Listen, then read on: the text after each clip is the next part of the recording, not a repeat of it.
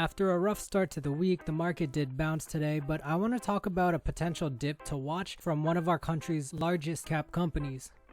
You're watching Secular, and this is a not so deep dive into Hyundai Mobis.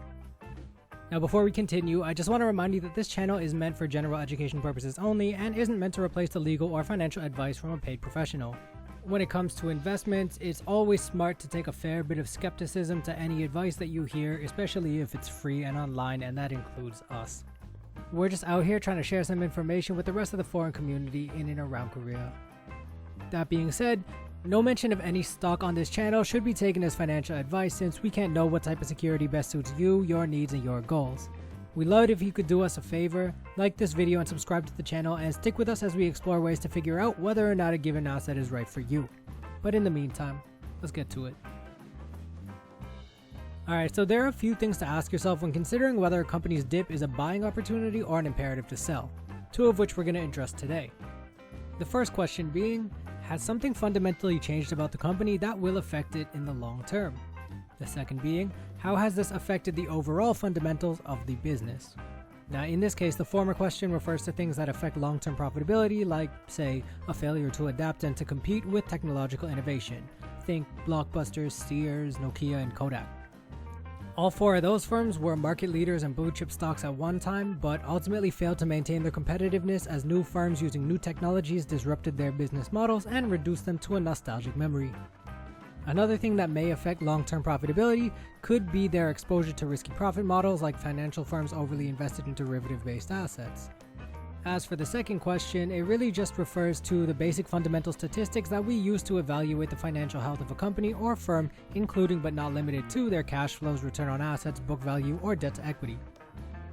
This is to say, the first question aims to consider and address factors affecting the company's financial future, while the second aims to evaluate their past and present. And with that said, let's get to it, shall we? Alright, so the stock we'll be talking about today is one I've mentioned only glancingly in the past, and that's Hyundai Mobis. Now if you don't already know, Hyundai Mobis is the parts-making wing of the Hyundai family, with a market cap of around $21 billion, making it the 15th largest company in the country. Based on this valuation, comparable companies in that range are Samsung Heavy and LG Home and Health, but let's get to the dip itself. See, Hyundai Mobis has been on a bit of a losing streak these past months, with its stock price dropping around 24% from its high of 359,500 won at close in January of this year, all the way down to 271.5k at the time of this writing.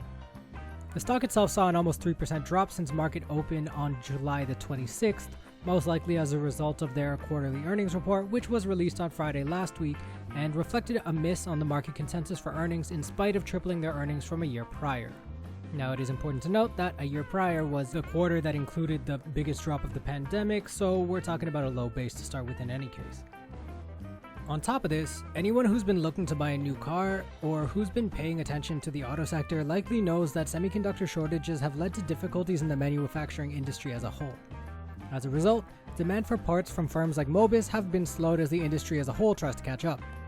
The bear case for this stock is that it simply fails to grow at a rate that matches or beats the market, creating downward pressure on its price.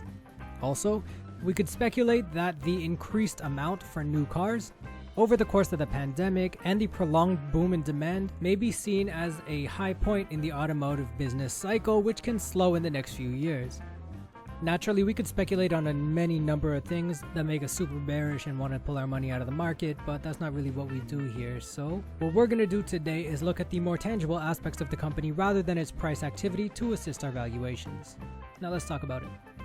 Alright, so lucky for us, Mobis releases English language earning reports and investor packages very consistently, so feel free to go over to their website and see the artifacts for yourself. I'll link it in the description box below.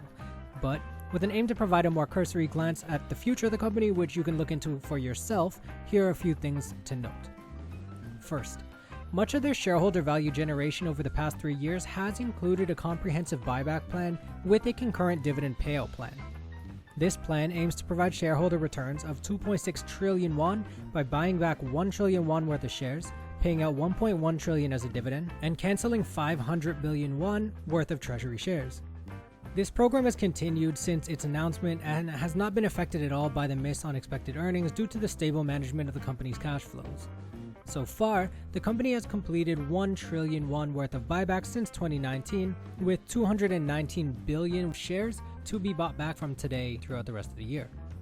Now, in terms of innovation, the company has been employing its capital over the past few years with a focus on parts that aim to complement the electrification of vehicles, and in doing so, they aim to grow their customer base beyond Hyundai and Kia, who account for roughly 90% of their overall sales at present.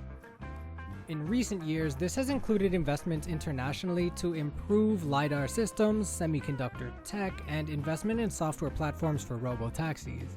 In addition, they invested about $220 million during Hyundai's highly publicized $1.1 billion acquisition deal of Boston Dynamics back in January of this year. Another thing to focus on is their improvement on the ESG front with an expansion of their Sustainability Management Committee, issuance of ESG bonds, and they've implemented a safety improvement project in March of this year. In all, the company has been ramping up their R&D every year for the past 5 years and doesn't seem to be slowing down after having very recently developed a new brainwave-based technology that aims to assist drivers by tracking their brainwaves and alerting them to any potential fatigue. This is all to say that on the innovation front, they seem to be putting a lot of effort into their research and development. And as auto-driving cars and EVs continue to roll out into the market, we could see Hyundai Mobis increasing their market share. Alright, now let's talk about their fundamentals, and I'm gonna make this quick because I actually didn't expect to go this hard when starting to talk about them. On their balance sheet, their assets more than triple their liabilities, with their total equity at roughly double their liabilities as well. That's really something you want to see if all of the doom and gloom market crash predictions floating around the internet prove to be substantial. As we've said many times before, it's hard to sink a company that has more than enough money to cover all of their debts and liabilities if need be.